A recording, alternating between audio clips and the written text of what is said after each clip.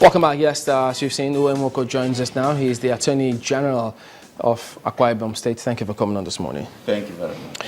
Well, that we started out last time, but now we'll have to wrap it up, wherein the tribunal says that 18 out of 31 local government elections, you have to have fresh elections in those states. And APC says, yes, even though they would have loved that the governor does remain on that seat. But you started your response the last time. And so what reasons, do you have? What issues do you have with this judgment?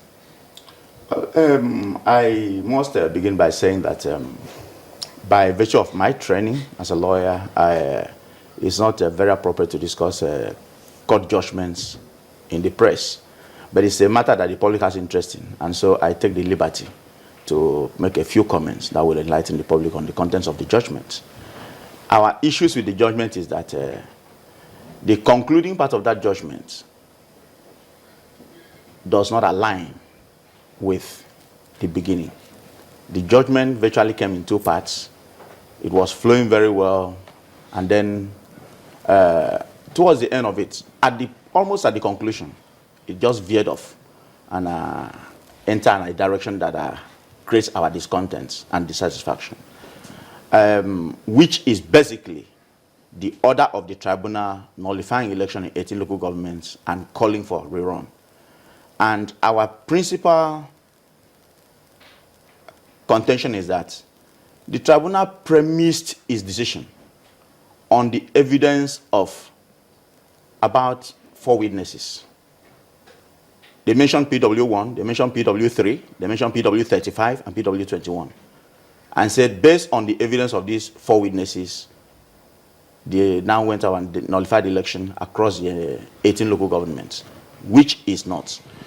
It has been established and it has become elementary as of today that election petitions are proved unit by unit, word by word. That is the position of the Supreme Court. It has not shifted, and if it will shift in future, it's not for now. Unit by unit, word by word. Yes, that's the position. That if you raise allegations of non-compliance, allegations of corrupt practices, allegations of violence, whatever you raise, any allegation, you must prove it unit by unit, word by word. So if you raise it in over 4,000 units, you prove them one by one. You prove them in all the 4,000 That is the position, yes. You prove them one by one. One allegation of, even proof of non-compliance or corrupt practices in one unit cannot help to establish the other. That's what the Supreme Court has said. So our worry is that in this instance, you went to a couple of local governments. Let me take one, the Ibom local government, where Architect Victor Otta, the former governor, testified. The evidence of Victor Otta, because the tribunal said he's a witness of truth, and his evidence was limited to his unit. The only thing he said was that as he was driving past the road, he saw people waving to him, and he was saying, what is the problem? And they said, no election, no election, no election. And he didn't stop. They said, no election, no election. And they now use that to nullify the whole of Ibom and local government. What I'm saying is that from the evidence of about 4 witnesses, the tribunal nullified election in 1,918 units. That is strange. And there was no documentary evidence allowed? Absolutely not. The documentary evidence was even from the holding of the tribunal itself.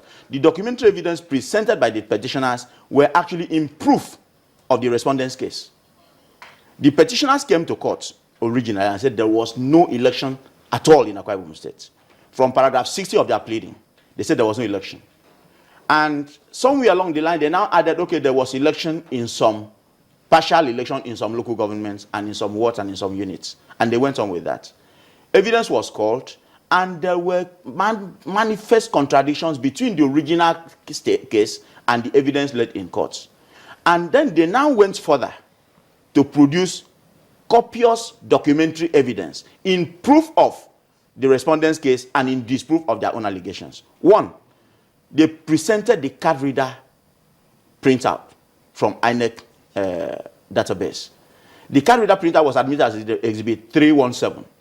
Even though the tribunal eventually threw it away, said based on how it came, it couldn't have been the basis for proving whether there was adequate accreditation across the state, because this card reader printer that they brought was printed out as far back as the 17th of April, no, 27th of April, 2015. Barely 2 weeks after the election was held. And there was evidence by an expert, the head of IT unit of INEC in Uyo, who testified that it took about 8 weeks and they were still uploading into the INEC server from across the state. So that the data printer printed as at 27 April couldn't have reflected the total number of people that were accredited by the card reader. And then beyond that, the tribunal also found, based on the existing law in Nigeria, that by section 49 of the Electoral Act, the known and established way of accrediting voters is only by checking through the voters register. We all appreciate the desire of INEC to improve on the electoral process in Nigeria, which is why the card reader was introduced. But the point made is that the introduction of the card reader should not be elevated to the pedestal of becoming the only means of accrediting voters. It was only to enhance it. It was only to improve on the system. It was not meant to now come and become, because the card reader is yet to be made a component of our electoral law. It has not been made yet. Until it is made a component of electoral law by amendment of Electoral Act, it does not become the basis on which you can talk about how many people were accredited for election and how many people were not accredited. The tribunal made that very clear. So you're saying then that when the judge held that the allegations of irregularities and non-availability of election materials in the affected local government areas was proved by the petitioners, you're saying that that's not correct? But that's part of the ruling.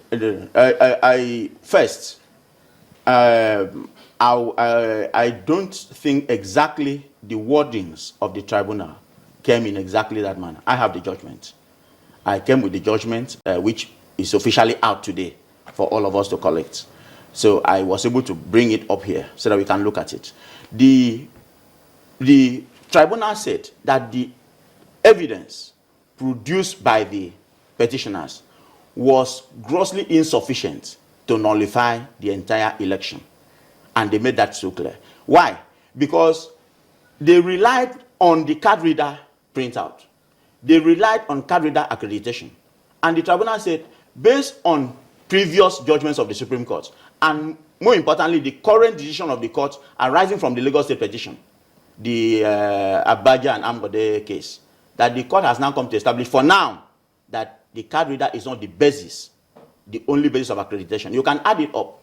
So when you now add up card reader accreditation, you now match it up with manual accreditation, and then you can get the total number of people that were accredited. That's all.